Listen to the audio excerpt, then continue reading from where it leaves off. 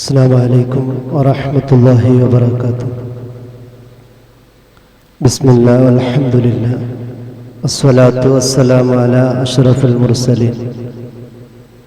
ബഹുമാന ആദരവ് നിറഞ്ഞ ഉസ്താദുമാർ, സ്നേഹനിധികളായ ഖുറത്തു സാദാത്ത്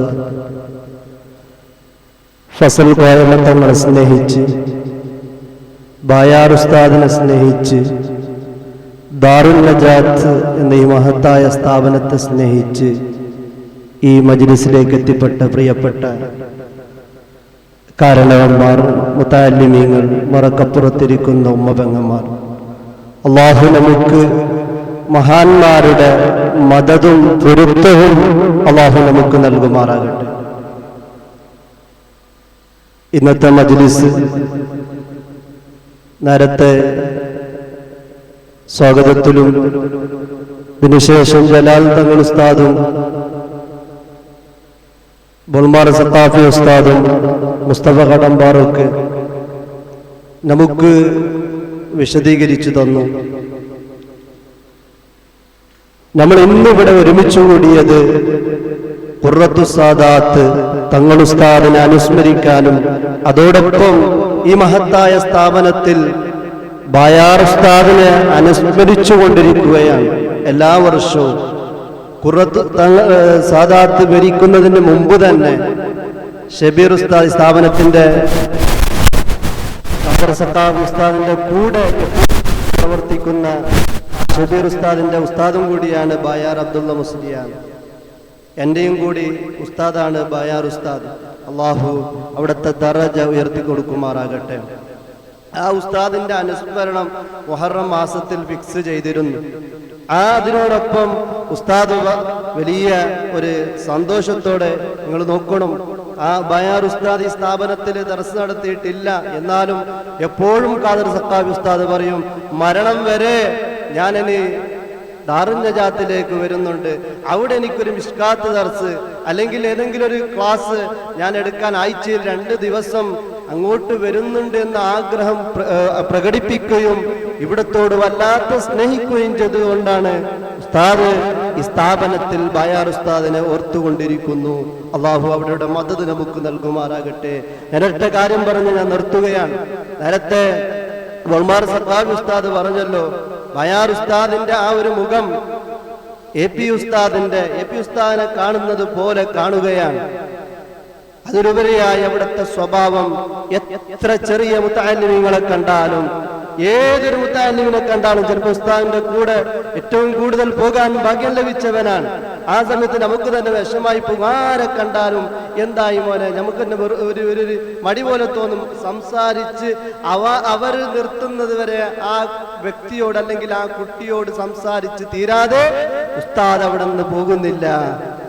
ഏത് സ്ഥലത്ത് പോകുമ്പോഴും ഒരു മുതഅല്ലിമിനെ കണ്ടാലും, എന്തായി മോനെ, എന്ത് നിന്റെ പേര്, നിന്റെ ഉപ്പാന്റെ പേരെന്താണ്, നീ ആടെ പഠിക്കുന്ന മോനെ, ഇങ്ങനെ പല വിശേഷങ്ങളും ചോദിച്ച് മനസ്സിലാക്കി ചോദിക്കുന്ന ഒരു മഹൽ വ്യക്തിത്വമാണ് ബായാർ അബ്ദുള്ള മുസ്ലിയാർ.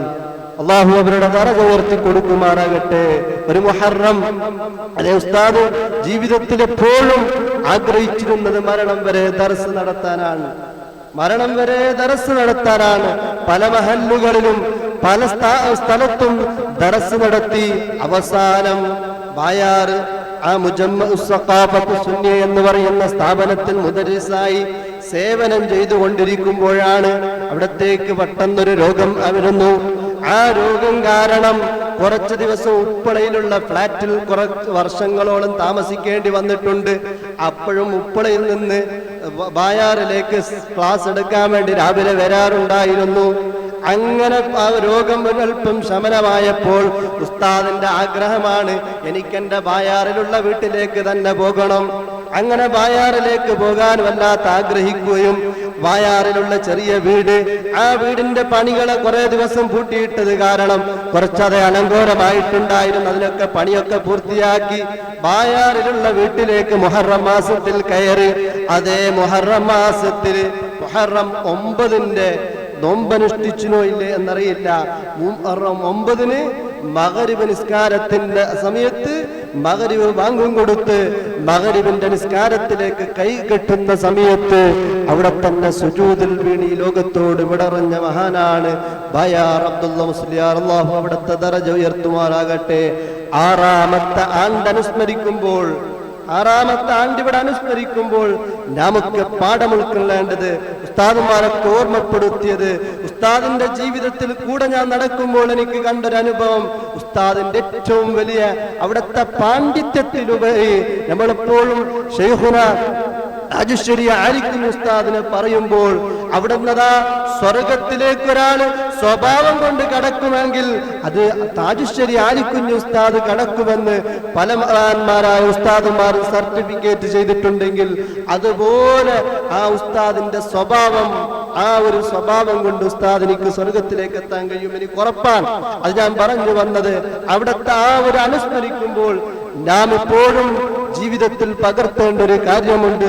ചിലപ്പോൾ നമ്മൾ പഠിക്കുന്നവരാണ്, വലിയ ദർശൊക്കെ നടത്തുന്നവരാണെങ്കിലും ആ ഉസ്താദിന്റെ ജീവിതത്തിൽ അങ്ങനെ ഒരു സ്ഥാനം ഉസ്താദിക്ക് കിട്ടാനുള്ള അത് വലിയ സ്വഭാവത്തിന്റെ ഉടമയാണ്. അതുകൊണ്ടാണ് ഹബീബായ മുഹമ്മദുർ റസൂലുള്ളാഹി സ്വല്ലല്ലാഹു അലൈഹി വസല്ലം തങ്ങൾ പറഞ്ഞു, നിങ്ങളുടെ മീസാൻ എന്ന ത്രാസ്, ആ ത്രാസിൽ ഭാരം കൂട്ടുന്ന ഒരു വലിയ ഒരു അമൽ ഞാൻ നിങ്ങൾക്ക് പറഞ്ഞു തരട്ടെയോ? അവിടുന്ന് മുഹമ്മദുർ റസൂലുള്ളാഹി സല്ലല്ലാഹു അലൈഹി വസല്ലം തങ്ങൾ പറഞ്ഞു കൊടുത്ത ഹുസ്നുൽ ഖുൽഖ്, അതേ നല്ല സൽസ്വഭാവമാണ്.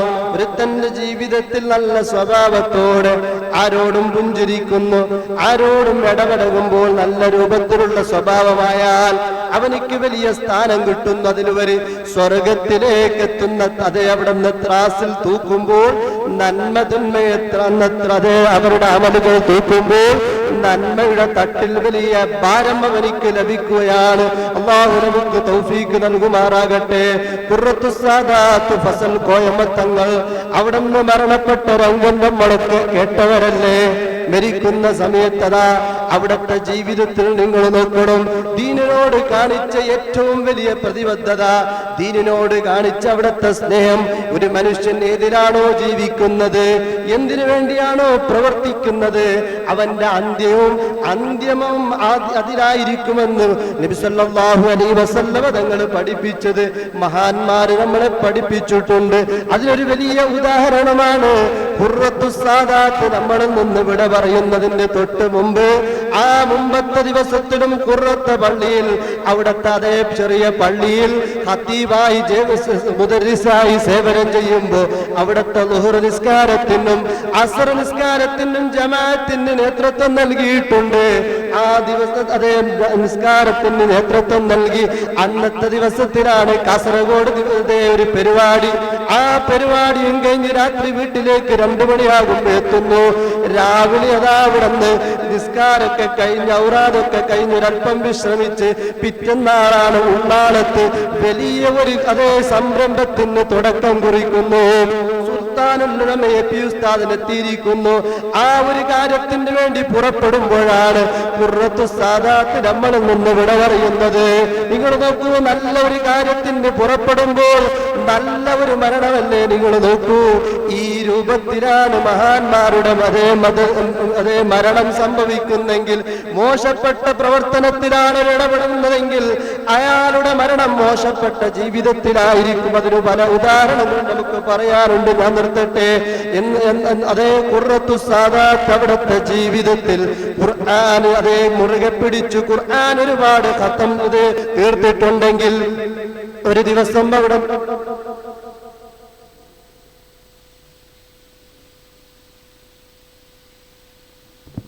നമ്മുടെ തൊട്ടടുത്ത ജമാഅത്താകുന്ന ബെജ്ജത്ത് ബഹുമാനപ്പെട്ട സയ്യിദ് അവറുകൾ അല്ലാഹു അക്ബർ അല്ലാഹു അക്ബർ അല്ലാഹു അക്ബർ അല്ലാഹു അക്ബർ ലില്ലാഹിൽ ഹംദ്. ഞാൻ നിർത്തുന്നു.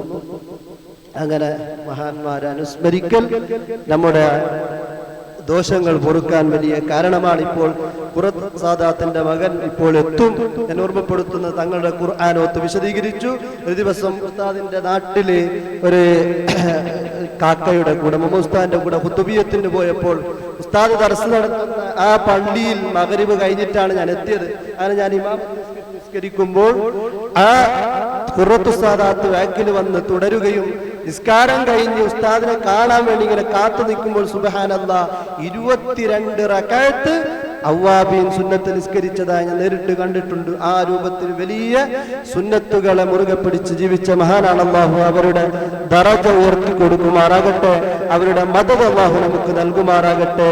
ഈ ദാറുൽ നജാത്ത് എന്ന സ്ഥാപനം വലിയ ഉയർച്ചയിൽ നിന്ന് മഹാന്മാരെ അനുസ്മരിക്കുന്ന, മഹാന്മാരെ സ്നേഹിക്കുന്ന, മഹാന്മാരുടെ മദദിലായുള്ള ഒരു സ്ഥാപനമായി അല്ലാഹു ഖിയാമത്ത് നാൾ വരെ നിലനിർത്തുമാറാകട്ടെ എന്ന് മാത്രം പറഞ്ഞ് നിർത്തുന്നു.